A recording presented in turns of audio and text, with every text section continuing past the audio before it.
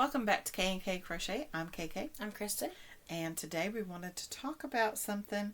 I think a lot of times as crafters we have this guilt, if we aren't producing, especially as content creators. I know a lot of times you have this guilt if you aren't producing what you think is enough content or valuable content or whatever. But the fact of the matter is you can only produce what you can produce. First of all, because you can only do so much because you have a life. And second of all, you can only produce when you feel like producing. And sometimes you don't feel like doing it.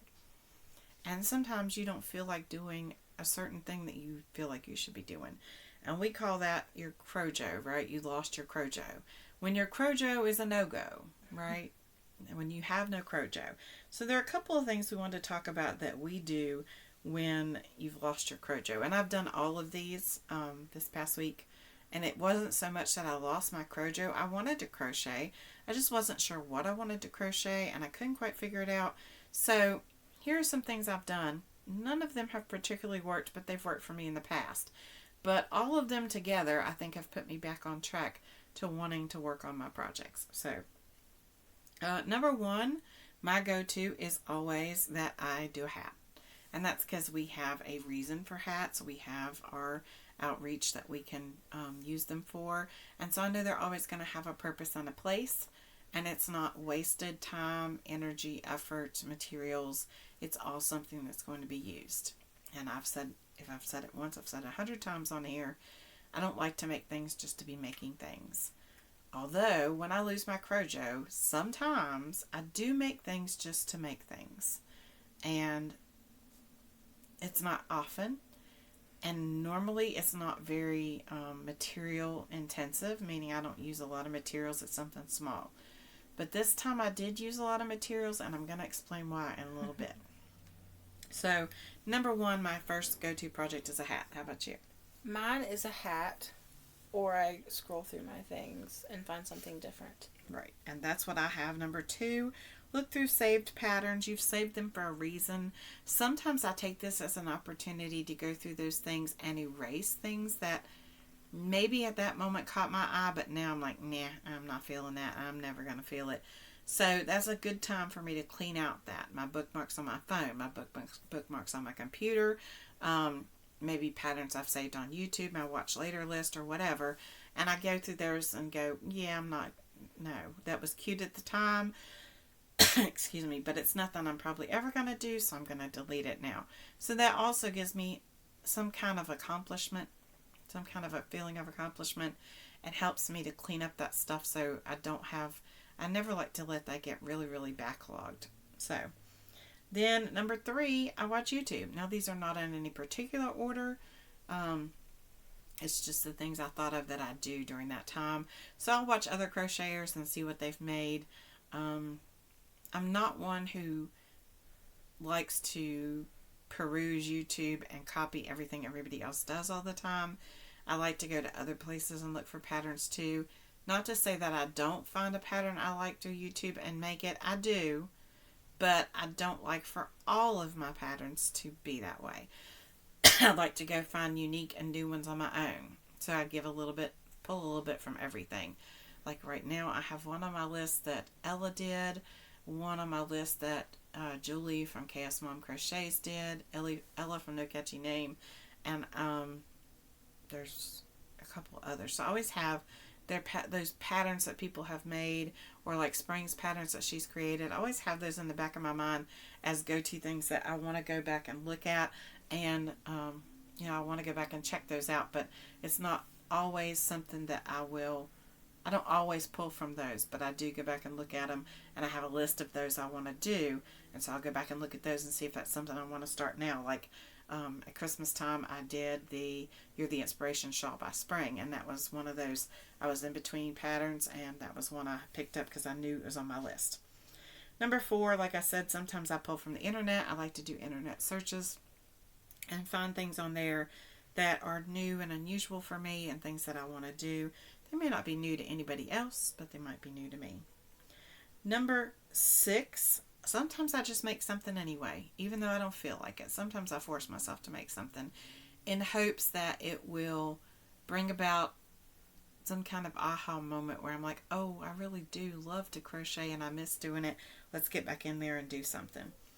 And then sometimes I find a pattern that I'm used to working with and that I like to do, and I just pick it up and do it. This one I did not weave in the ends, but this is a washcloth that I did just to kind of get a brain break. And this is, I don't know what yarn this is because I don't have the ball band. This was from Joann's or Hobby Lobby, I'm not sure. A cotton yarn, and this stitch is called the Lisa stitch, and that's Lisa from Happy to Hook Creations. That's her stitch. It's a single crochet in one stitch and a half double in another down the row, and then you come back the other way. She kind of explains it better on her channel. You can go and see it, but you chain an odd number, and then that's just how you work back and forth. And so I did that. And then sometimes when I said I don't like to make things that I'm not going to use, or that I'm not sure if I'm going to use, or I don't have a use for, this time I made something that I wasn't sure if I would use. I haven't woven in the end yet. Or if I would have a use for it, I'm not really sure. But the reasoning behind it comes from another reason, things that I'll do when I just don't know for sure what I want to crochet, is that I will look up, I'll find yarn that's been in my stash that I've really wanted to work up and didn't know what to do with.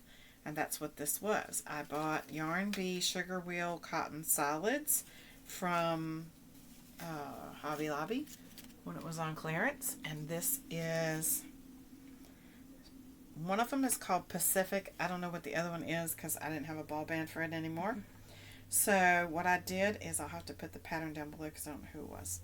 But I made a market bag, and so I'm not super happy with it. I think I got the bottom off a little bit maybe, but the bottom is that rust color. Same thing, Yarn Bee Sugar Wheel Cotton, and I knew I did not have enough. I knew of one color to make this bag, but that's the one reason why I made this bag and not others, is because I knew that with the two colors combined, I could cut it off like that and do that. And so I thought that was kind of Western color, or like Aztec colory, that's not a word. And so that's what I did. I'm not super excited about it. I'm not super happy with it. I don't know that I'll use it. I don't really have a use for it or what I'm going to do with it. We are not beach people. There's not a beach within 6 hours here. Of us. And so, you know, market bag, yeah, I don't do that either. So, I don't know. But it was fun to make to a point. And then I got here, and I'm used to, I've done very few market bags. Usually when I do them, when you get to here and you start this stuff right here, it's a 1 or 2 row repeat. This was a 3 row repeat. And I'll be honest, once I got to the repeat, I thought, I'm not doing this. And so I tried just to do one of the rows, and it did not work. So, yep, I went ahead and followed. And then I got to the handles, and I thought, I'm not doing this. And, yeah, that's probably why I don't do market bags. And I was going to try something different, and then, no, I just decided I would do what she said to do. And I did, and yeah. Like I said, I'm not used to making them, and so, I don't know. It's okay, I guess. It was a good pattern. It's not that. It's me. It's just not my cup of tea. Cotton is not usually my cup of tea either. So, but there it is. That was my... And this was today. This was all in one day. So, less than half a day probably. So, it works up super quick. Well, I keep seeing that, think about that meme that's on Facebook that says, I'm so mad they said this worked up super quick, and 2.5 seconds later I'm not done with it.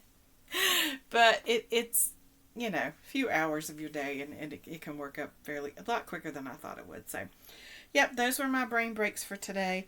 I do think now I can go back and pick up something else, even though I felt like I had to struggle through those few.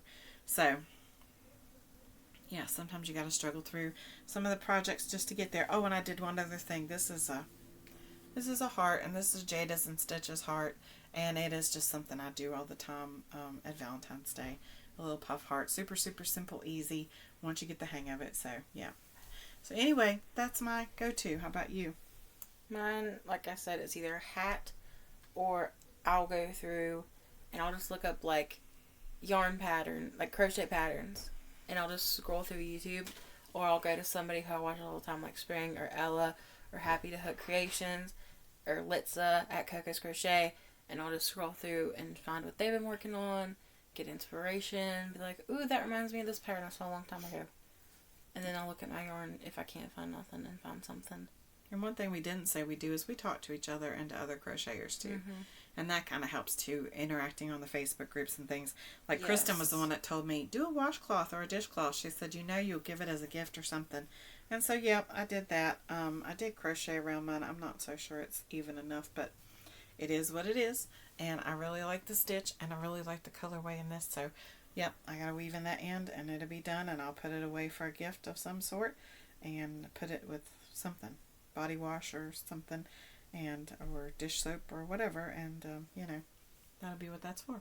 So that's what we do when the Crojo is a no-go, and I'm sure you guys do the same, but if you have another tip, let us know down below. And sometimes I just take a couple of days off, and I've done that this week too. So I've done that too.